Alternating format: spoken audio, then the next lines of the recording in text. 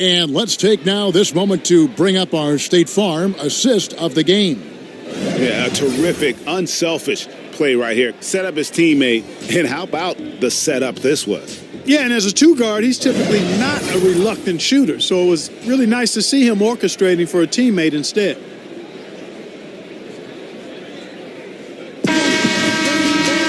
And there have been two very different performances from these teams today as we get going in quarter number 4. They've got Yao, Harden out there with Hayes, and it's Tomjanovich in at the 3. So that's who's on the floor for the Rockets. And Davis, here we go. And the basket is good, and he's got a chance here for one more at the line. Coming off a big game, his confidence couldn't be higher, and Coach knows it. Showing no signs of slowing or cooling down. They're going to ride him as far as he can take him. Clark, the two-way contract, a relatively new invention that gives players time in both the G League and the NBA. I love it, Kevin, because it's another pathway for those aspiring to be NBA players to have a legitimate shot to make their dream come true. The G League is just a notch below the NBA in terms of overall talent. And so I love the fact that players who desire to be pros can have a pathway to get to the NBA by being part of the G League as well. And these G League players are having an impact, aren't they? They're making a difference on a lot of teams. 40% of the players in the league have spent some time in the G League, so it speaks to the impact the G League has on the NBA. Count it. Anderson's got his first bucket of the night. Love watching Anderson shoot immediately off the pass, right away. Fires it quickly after getting the ball. Here's Murphy, and it's Houston with another. And we've played through about a minute here in the fourth. Murphy's got a nice night underway, shooting 6 of 9 from the floor. Here's Davis. The Rockets pull it in. Yao's got rebound number 5 here tonight. Here's Tomjanovich, and he'll shoot free throws here. Clearly fouled on that shot that time, the whistle blowing. And there's the foul against New Orleans. Rudy Tomjanovich taking 2 shots.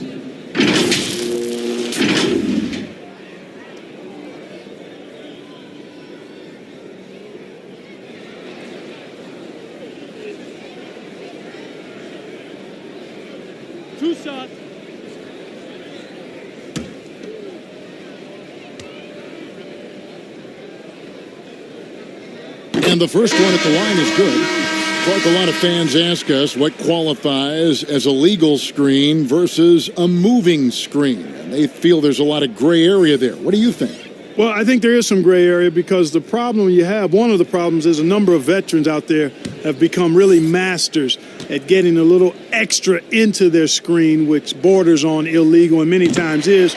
So the league is doing a pretty good job of clarifying. And if you're moving your lower or upper body to help a teammate with your screen, then that should be called. And most times it is called as illegal. A hip check, a shoulder, any of that to set a screen is illegal. Now here is Holiday, and he sinks that one, hitting the back of the rim on the way in. A little over a minute and a half of the fourth quarter gone now. Harden against Holiday.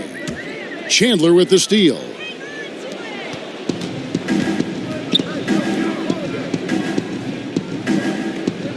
Gordon dishes to Paul. Over Francis. And Chris Paul the bucket on the assist by Eric Gordon. 14 points for Chris Paul. Paul not allowing the defense to dictate his shot selection. Excellent concentration from the vet. Holiday against Harden. The wing jumper off target. And it's Paul with the ball for the New Orleans Pelicans. Just under 2.5 minutes gone here in the final quarter. And foul on the shot, so he'll get a chance at the line. Clark, the relationship between referees and players reaching a fever pitch. What can be done to smooth those waters and mend those fences?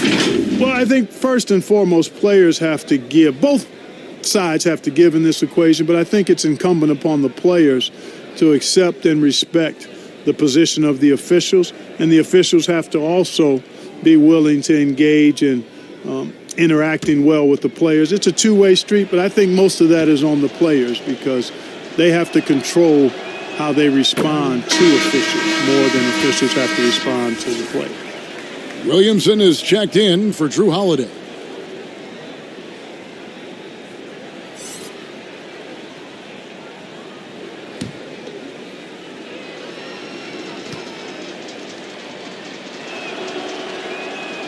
And Paul drills both of them.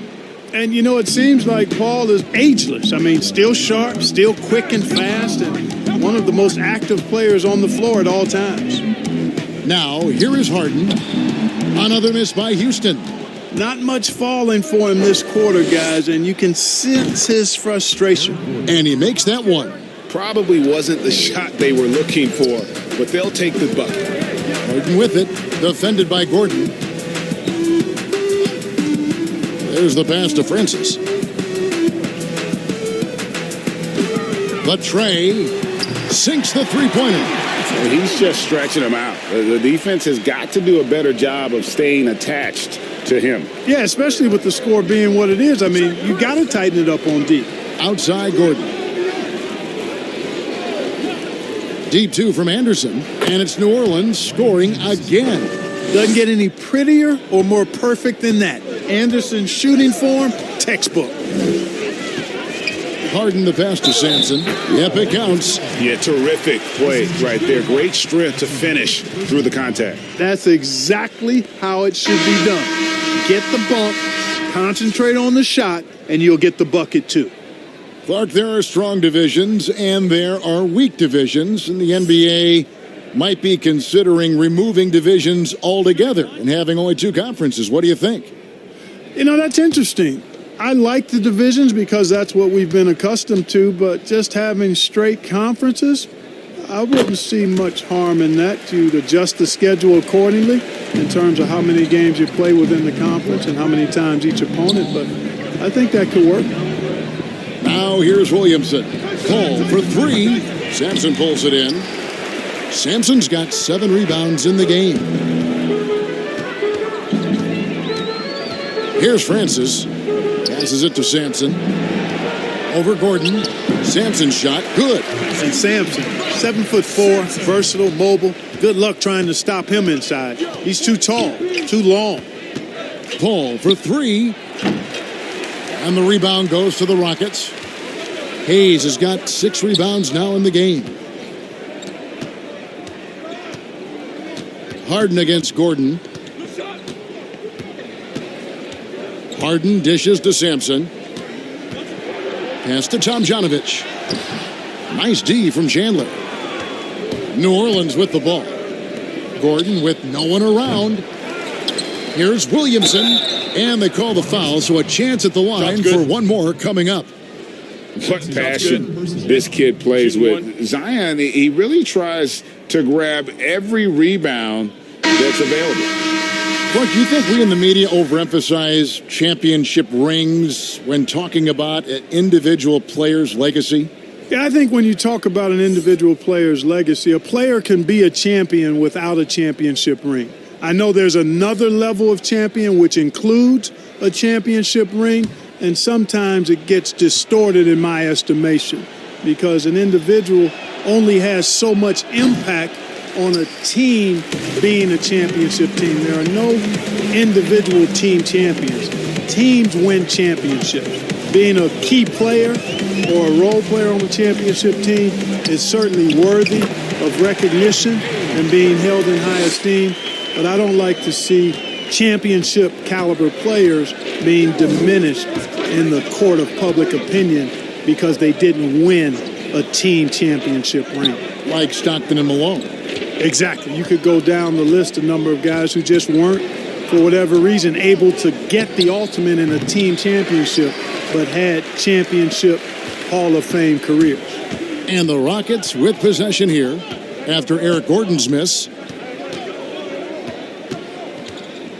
Here's Francis to the paint. And there's the whistle. 3-second violation. And the Rockets making a change here.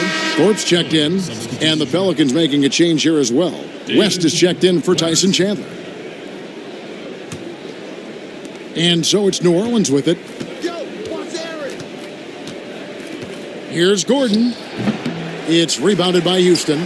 Their game plan needs to change if they're going to get out of this hole because he is just not there offensively. And that one's good, Francis.